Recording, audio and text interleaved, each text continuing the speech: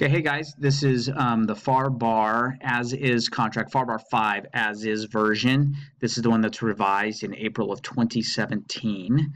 And this is section 2. We're going to cover, remember, we cover these section by section. So we're going to go through each section carefully, individually, and so that way you can listen to any section you need if you get stuck on anything. So this is covering section 2, where we basically lay out the purchase price and the amount of deposit and how much financing and so on and so forth. Remember, there's a PDF attached to this that has the full version of everything I'm showing you right here. This is what I call the marked up version that has the highlighted in the notes. And we're just going to go through these section by section. So here we go with section 2. All right, purchase price. Here on line 26, purchase price in U.S. currency. In this case, we're just putting a sample of $600,000. This is the offering price. This is not anything else other than what the buyer is willing to pay for the property. And that's the offer that they're making. And eventually you may go back and forth and have this crossed out with some counter offers and eventually end up on a agreed upon purchase price. In this case, we're using $600,000.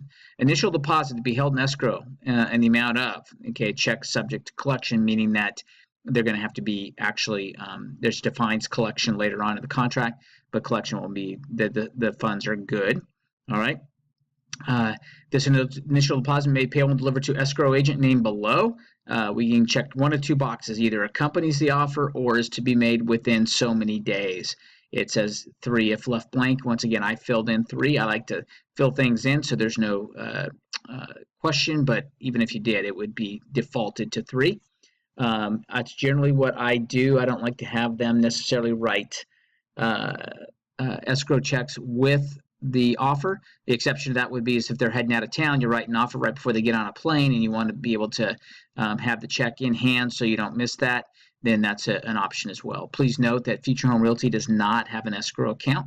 We encourage the escrow be held at the title company that will be doing the closing and or another title company that you've worked out an arrangement with that will hold the escrow even if they are not doing the closing. So those are some options there.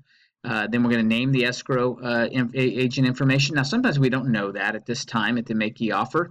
I encourage you, if you're going to make an offer and you are representing the buyer and you reach out to the listing agent and you ask them that they can go ahead and say, hey, look, if we do put this thing together, who would be the title company? Has a seller selected a title company? So you have that information here. If not, it can be filled in later. Okay, escrow agent can be to be determined. Or if you do know that, hey, look, we're going to hold it at a title company that I know, even if they may not be doing the closing, we'll talk about who gets to choose title company later on or in another section of this contract, then you can put that in there. As much information as you can. Additional deposit. This would be then, by the way, the amount of the deposit. That is entirely a negotiable item. Kind of standard is 1% is what people use. If it's a cash deal, a lot of times they like to see 10%. Obviously, if you represent the buyer, the lower the better, because sometimes that can be tied up if there's a dispute over the escrow.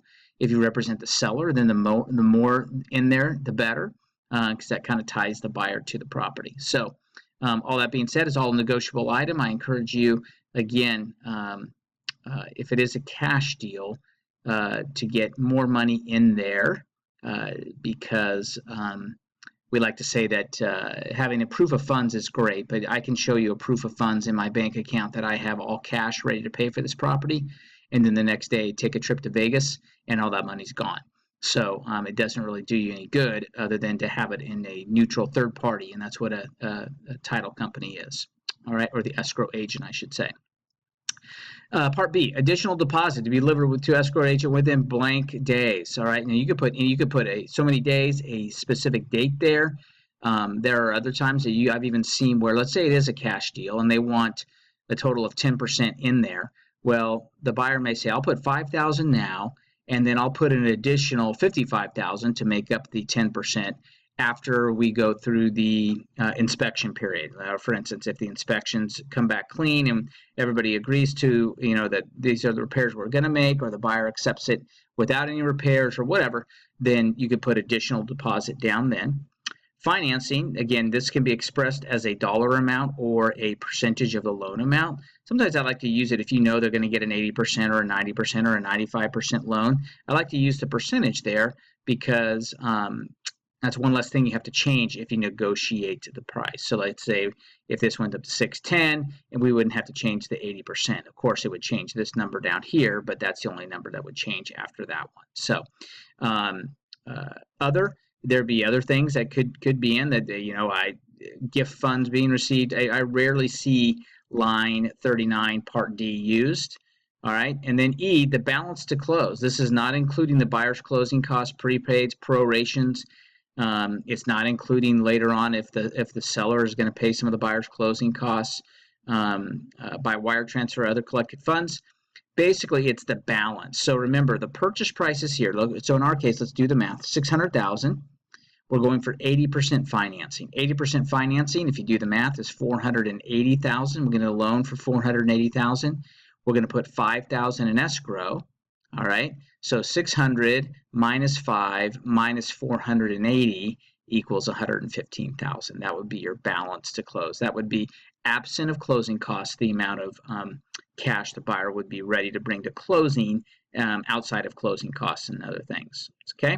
So again, here noted for the definition collection or collected, see standard S. We're going to cover the standards in another class, so you can go back and review the standards or just read them in this contract. They're pretty straightforward. Okay, it's pretty straightforward on section 2. Not a whole lot to do there, but just a few little tweaks, and hope this helps. And if you're having trouble on section 2, you're able to go right to it and get your questions answered. Thanks, guys. Have a great night.